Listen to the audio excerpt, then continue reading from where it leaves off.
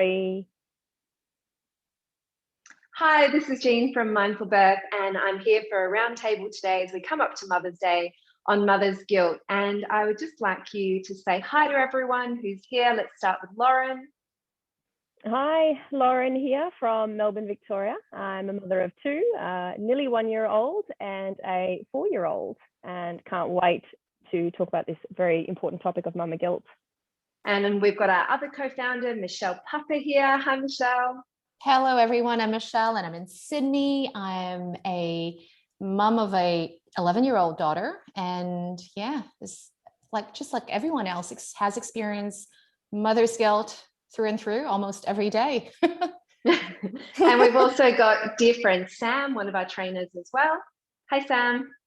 Hi, everyone. So yes, Sam here, and I am in Perth, Australia with Jean, and I have been facilitating for Mindful Birth for quite some time now and have a 7-year-old son that keeps me on my toes. And as well, I have experienced lots of mother's guilt over the years and really excited to delve into this topic with all these wonderful ladies today. Thank you. And thank you. And we also have Holly here. Hi, Holly.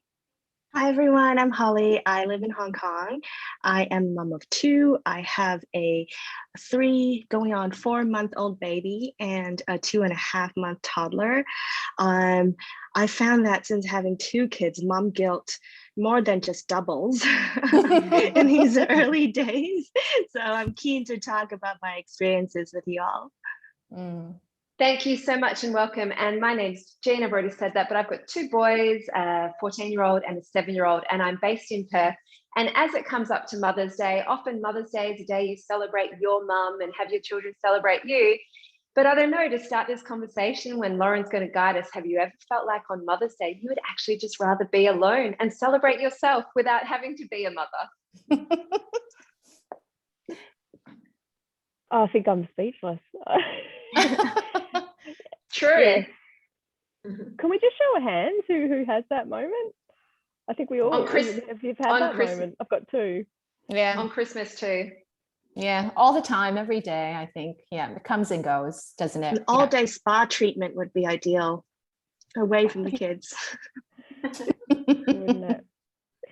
Well, I'd like to start. I think there's a lot of feelings that do come up when we think about mama guilt. And on that spectrum, I'd love us all just to take a second or two, take a breath or two, and we'll go around a round table. I'll ask the question, but what feelings come up for you when I say the words mama guilt? So just take a breath, 2 or 3 in.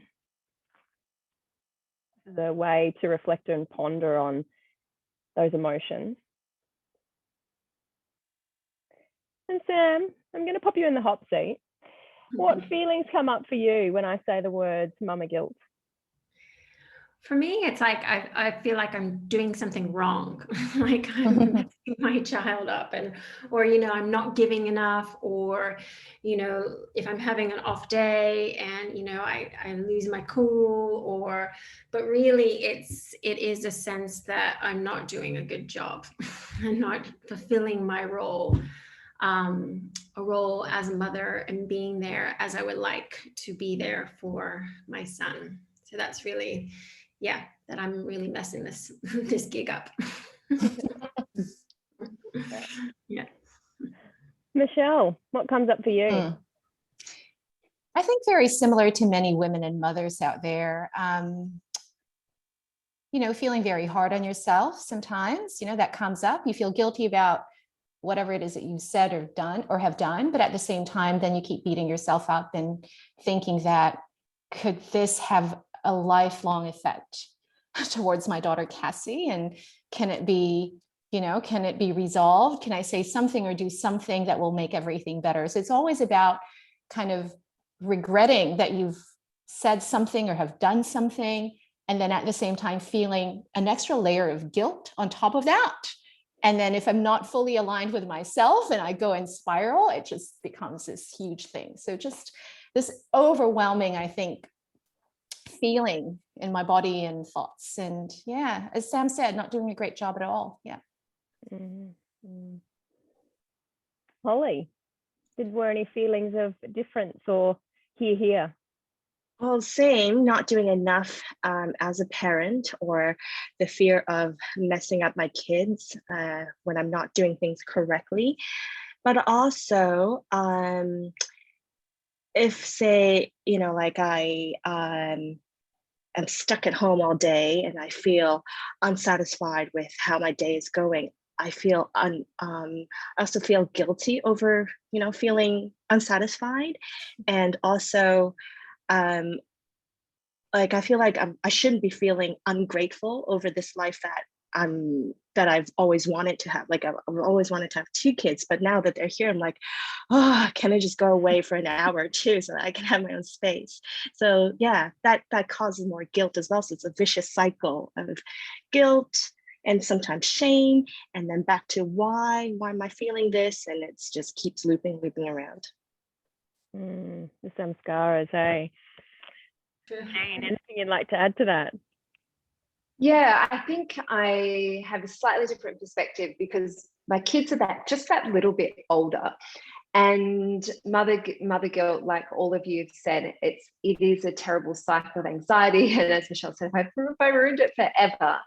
I'm getting better of kind of absolving myself of that guilt, because I'm feeling like what we're all doing is trying to have this idea of perfection. Like we have this ideal perfect mother of what and how we should behave. And what I've started to notice now that I have a 14 and a nearly 14 and a something year old, is things have changed a lot really in that last year, really since kind of year 8, 9, in which now I'm realizing he doesn't want me to be the sort of mother that a perfect mother would be. He actually wants me to give him a lot of space and just be there when he needs me. And it's allowing me to rediscover that actually I get to be a person too, and that mothering, while it's a big part of who I am, it's not all of who I am. And so then with my younger child, that is leading me, when the guilt comes up, to kind of have a little bit of a block to it and to not act according to the guilt, because I've started to really try to work with this idea that, and that's why taking time out on Mother's Day for ourselves, like you said, Holly, that's a great idea, go to the day spa, is that I don't need to feel guilty because I'm not meeting some level of perfection, and that I actually get to be a person beyond someone's mother. And having a teen, I've started to realize if I don't start to really focus on that, then I'm going to be a really annoying mother, desperate for my child's attention. So yeah, it's been an interesting journey. Previously, way more mother's guilt. Now, a little bit better. I must admit, I don't know about anyone else, but that's refreshing to hear. Refreshing to hear that it evolves into something more tangible or useful. When they get old, I think as they get older, it changes. Yeah. I know for me, it's certainly, why aren't I enough? Why? And they're not certainly saying that, but those thoughts that come up of, I'm just not enough. Why can't I be this for you? Or why can't I feel this way for you? Or why can't I behave this way for you? And there's certainly some of the signs of feelings that come up, and you feel your whole body, it just shrivels, you become small, don't you? It's anger and it's frustration, is to Holly what you were saying, the why am I feeling this way? Are there any kind of examples that come up when mother guilt feels really strong for anyone? Pop your hand up if you'd like to go first. But yeah, some examples that perhaps when that mother guilt is really strong in your life. Yeah, I can go for it first. Yeah. This just happened recently. And I think that's one of the things that I myself work on. But just like Jane, it has, when you're trying to work on not being a perfect mother, and I think this is something that I always talk about with Cassie, because I think with a daughter, they tend to chat a lot, and hopefully she does listen. I'm not sure, but but we get to talk about these things. And I do say that to her, I don't want to be a perfect mother, so I'm going to stuff up. And I think that helps me, and it helps her understand that, it isn't about doing the right thing. And sometimes we will. There will be instances where things are not perfect. And so that has helped me manage my guilt as well, but it's still work in progress. But just to answer your question, Lauren, it's when I don't listen. It's when I don't listen to what she's really saying. And then I get it. And then I go, oh, holy shit. Sorry. Yeah. Can we say that? Yeah. That's what she's actually saying. And it's when I'm caught up in, when I'm too busy, which, you know, I'm in that space right now. There's so much going on in my life. That's when I shut down and I just hear myself. And so when she's saying something to me and I just cut her off and I say, da, da, da, da, whatever it is that's in my mind that I think is helpful, and then I realize later on that she's not actually wanting to hear that. That's when mother guilt sets in for me. And what I try to do is that I take a moment and I just have to process that myself, and I chat to her again when she's ready. And honestly, like today, it just happened this afternoon when I picked her up and I said, you know, I'm really sorry about this morning. I think I just wasn't listening and I'm just really, really stressed at the moment. And she's like, okay, Mom, that's okay. You know, we make such a big deal out of it, but in their minds, they're very forgiving. So yeah, so that's kind of my take on mother's guilt. Yeah, I love that. Actually, it's something I'm starting to see in my 4-year-old now, and I'm going a little bit off topic, but when you behave in a certain way or respond, how you said, I'm sorry about that, I'm noticing she starts to apologize for things where she's feeling. And I think about that, setting of that example. And yeah, look, I won't go off tangent, but I acknowledge that my light bulb went off. Anyone else? I know a big one for me at the moment, and Sam, I'm then hand the ball over to you. Is this, oh, did you just see that?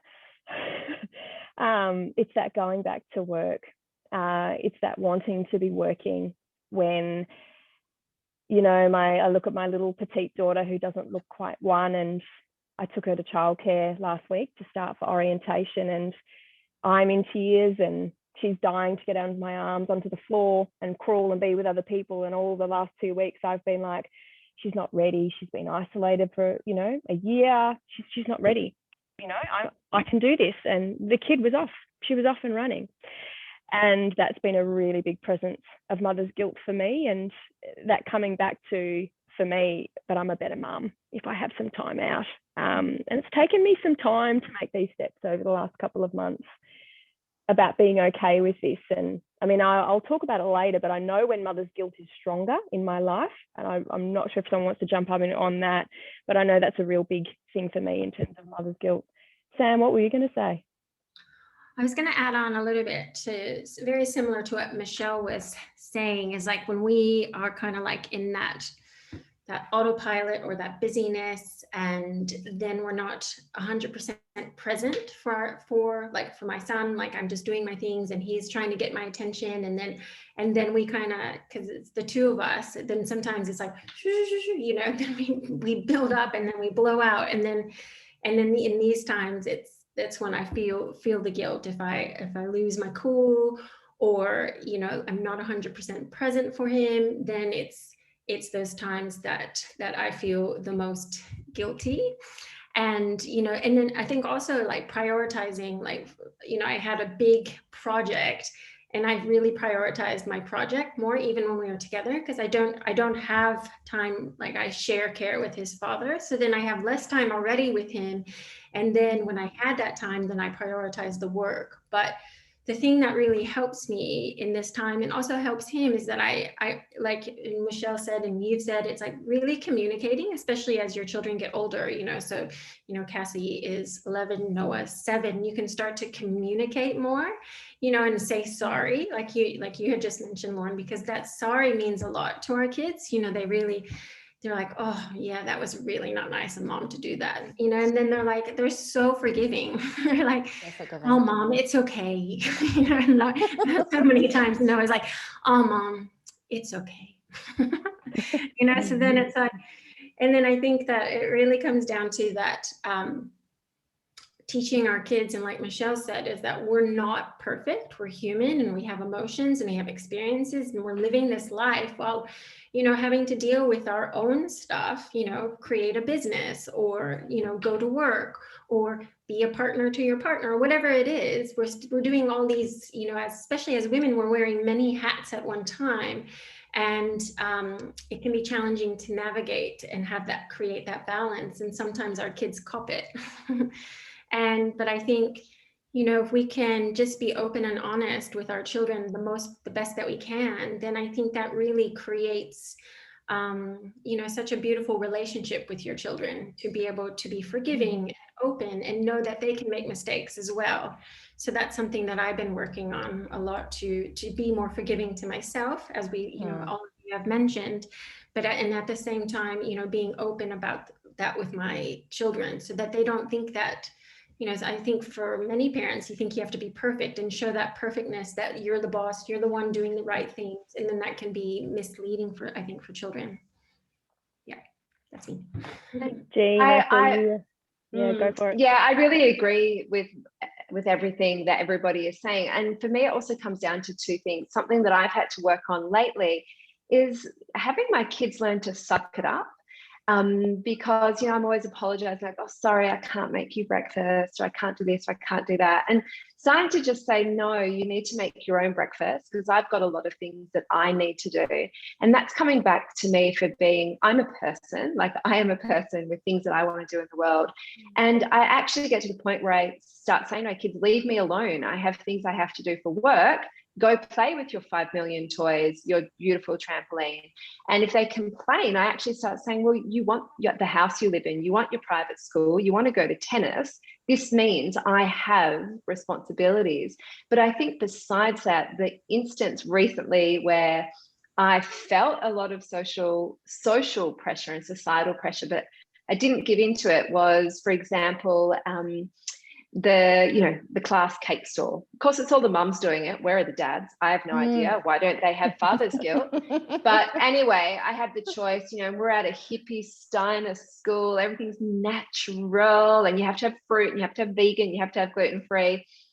And I had the choice. I could either go for an infrared sauna, which I'd booked in, and just get something takeaway, or I could stay home and bake. And with my first kid, I did all the baking, everything from scratch. And this time I was like, no way. I went to my infrared sauna, went to the bakery, and turned up with a bag full of donut balls, which sold like that. And I just said to one of the mums, I'm not cooking, I'm not baking. I wanted to do something for me. And it was actually really interesting, because she was like, go you do something for you. So I think it's an internalized pressure that other people aren't actually putting on us. So the guilt is coming sometimes from outside, but often our friends or family, if they're good friends and kind, they actually want us to relax and not feel guilty. I think as well, just to say on that, Jean, you know, external influences as well. And I'll be honest, I think a lot of my mama's guilt is coming from that. So thanks for bringing these things up for me. Yeah, it is that, oh, she's not ready. She's not ready to go to childcare. She's too small.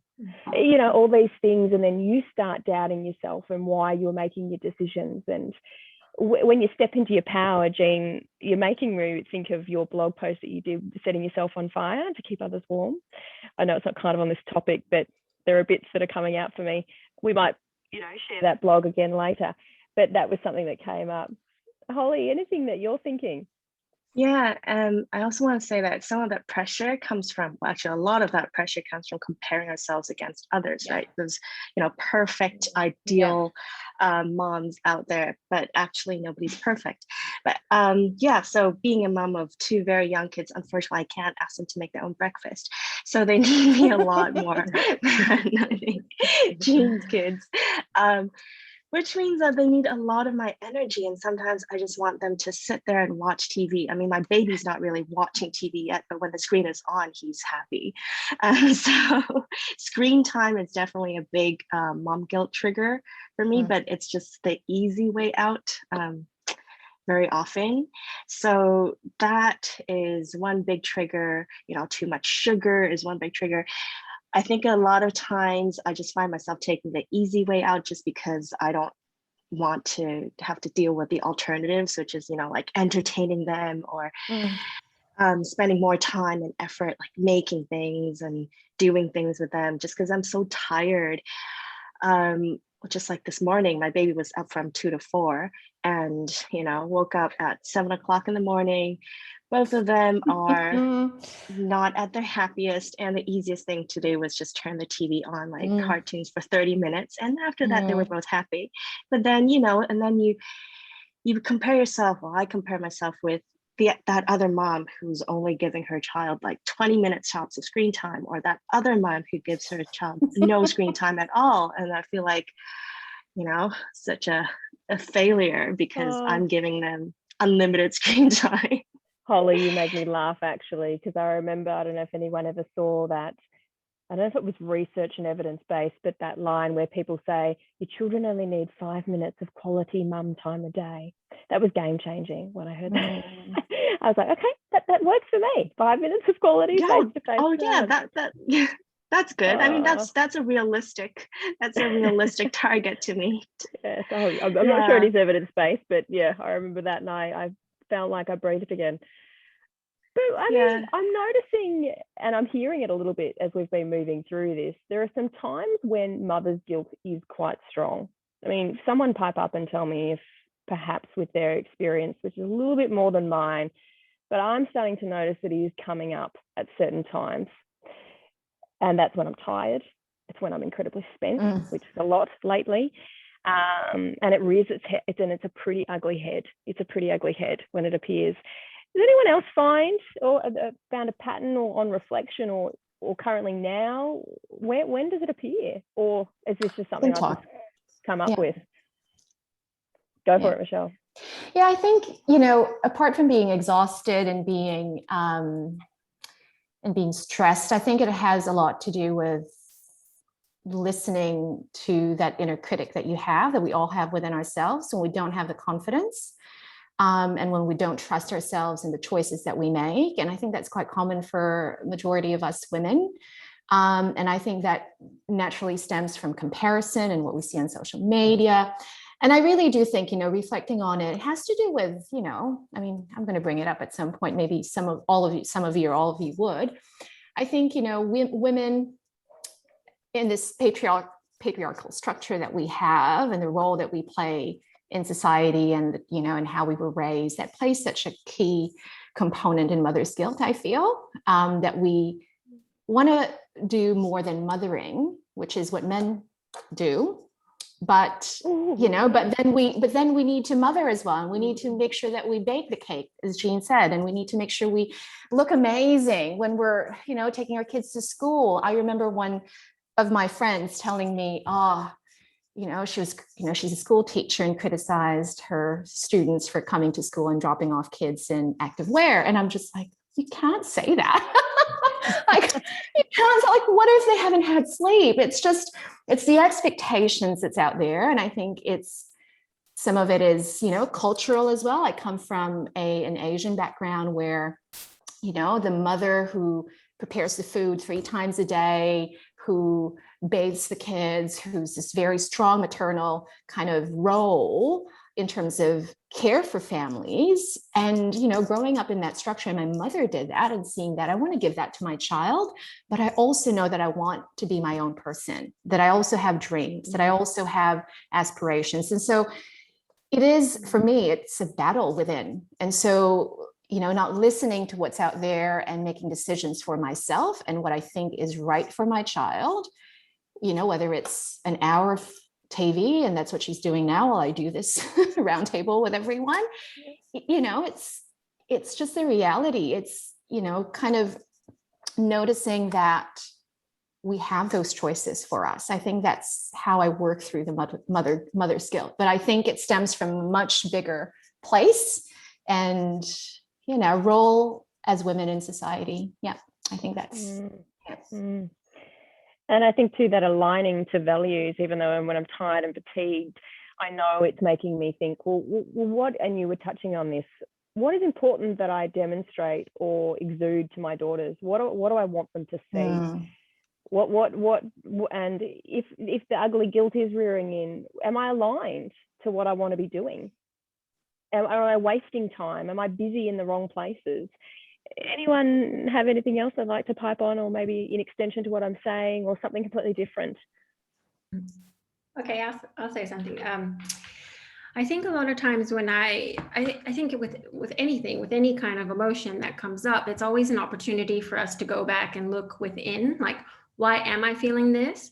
And so I think a lot of times the guilt is this, like we've all said it, is this not good enough. And so it's like, why don't I feel good enough? And I think a lot of times the trigger is external, whether it's, you know, the interaction with your child or putting your child in front of the television or reacting instead of responding. But I think, again, that guilt we place on ourselves, which most of us said is self-imposed. It's not imposed in the outer realm. I mean, there can be factors that influence us, but ultimately we have that choice on how we want to feel. And so when that mother's guilt comes up for me, it's also like an opportunity for me to kind of reflect on, why am I feeling that way? Why am I? And then it usually comes down to like that feeling of I'm not good enough. And that's such a bigger realm thing than just also your mothering role, because that would stem from, you know, your internal journey. And So Sam, just on that, like I'm going to be honest, like for some of us, that's a path ahead. Do you know what I mean? That's not something that we can just go, particularly when, you know, tired, spent, rage. You can tell in my expressions, you know, rage. How do we, I mean, mindfulness comes obviously to mind. We love to talk about this. What are some of the things that perhaps we could start thinking about or offer to our listeners today that could take us onto that journey? What would be that first step? Anyone got any ideas? Oh, Go, Sam. I think, again, it's like the recognition and being kind. Like it's if we feel guilty or if we feel, you know, we get angry, it's like, be kind to yourself. You really are doing the best that you can. So, you know, Michelle, and, you know, we've talked about this, is like that self-compassion. Like we really need to be more compassionate and kind to ourselves, because it is that, as many of you mentioned, is that inner critic that comes through. And so it's like, first it's recognizing the thoughts and the emotions. And this is all about like mindfulness and what we teach. And then, you know, it is to come back, you know, maybe having some kind of daily practice that we can tap back into, you know, whether it's just paying attention to the breath or, you know, taking a moment out of our day, you know, doing our yoga practice is really helping us anchor us back in, even in, you know, if it's just small few moments of the day, because especially in, I think what you said, when we're tired and when we're exhausted, this is when, you know, the emotions and those things come to the forefront the most. So yeah, self-care and finding those moments where we can take care of ourselves more. And following up on what Sam said, I think we're tired and exhausted because we're not seeing ourselves as a person who deserves a life outside of the home, friendship, time off, time away. You know, why is it that women are waking up to babies all night long? Once I had my second child at 6 months old, I said, I'm done. You know, my husband and I split into separate rooms. The baby stayed in one room, and we've split the night in half because I was fortunate enough that I had someone to do that with. But I think leaving the home, whether you have to hire a babysitter or ask a friend, learning how to ask for help, because you actually deserve to be seen as a person and not be solely defined as a mother. And I think whether it comes to daycare or babysitting, or why is it that so many women feel like this is their responsibility? And it's not their responsibility. It generally takes two people to make a baby. So there's two people whose responsibility it is. And I think for some reason, as women, we take it on as our responsibility. We internalize these patriarchal notions Michelle's talking about. We become a perfectionist, and then we don't want our partner to have the kids because they'll give them sugar or mess up their bedtime or whatever it may be. And it took me a while to realize, okay, you're going to take them out and have a party and give them sugar. See you later. I'm not coming home until they're in bed. And I would do things like go out to the movies alone. So I think that we need to learn to also be okay for our friends or our family or our partner who are safe, kind people, to also create space for them, because we're a person, we're not just a mother. And, you know, there's that great blog going around that, you know, tending to our basic needs is not self-care. You know, having a shower or going to the toilet by yourself, that's not actually self-care. So I think it can be really great to have a community, whether it's a Pilates community or a yoga studio or a gym, where you leave and that's your thing and you don't bring your kids. You go there by yourself and feel, connected. And then you come back happier to your family. Yeah, I love what you're saying, Jean. I think it's really important, especially at this stage of my life to kind of iron out some kind of arrangement with my partner so that I don't feel like I have to, like, I'm dumping all the responsibilities on my partner when I'm going out. Like, that's actually how I feel sometimes when I go out. Like, I feel like I'm leaving the crying baby with him, and I feel extra guilt because of that. Not Or only because, babysitting. yeah, that he's babysitting, but yeah, it's actually parenting, not babysitting, right? So I love what you said. Like, I think it's really important to have that conversation and have that almost like an arrangement in place. Like, I have one night off, you have one night off, and that's only fair, right? And I really do think, sorry, Lauren. No, go. Yeah, I really do think, you know, and we talk about this in our training, that it is important to chat, if you do have a partner, about the postpartum period during pregnancy, or even before you start thinking about having babies, because the reality is women cannot do it alone. And for those who don't have partners, you know, creating your own village, surrounding yourself with friends and families or extended families, that could help you in that journey is so important. But that has to start, I think, really early on. And I remember my own experience where I think very similar to Jane, I was just like, I can't do this, no sleeping. So here you go, here's the baby. I'm going to bed, you know, in my mind going, wait a minute, this is your child. This is not just my child. And when I realized that, that's when I just, you know, it was like a switch clicked and I'm going, okay, I need to give him responsibility. I'm stepping out. I'm going to the chemist to have a browse because it was the closest thing next to my home. And you can have the baby for an hour, you know, just creating space for yourself. But that has to start really early on. And I think it's such, you know, it's kind of a way to get a peek into your partner's mind as well, if you do have a partner, and start kind of having those challenging might not be discussions before you even have one. Yeah. Oh, that's a whole other conversation, isn't it? Partner conversation pre-baby. Yeah, absolutely.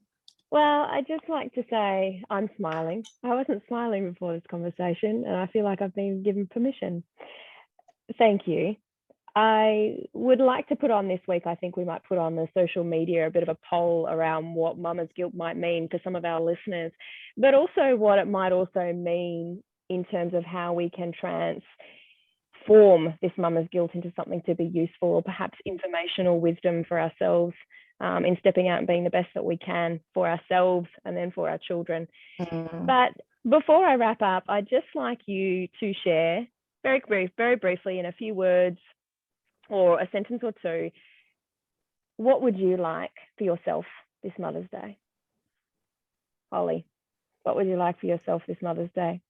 Honestly, a massage.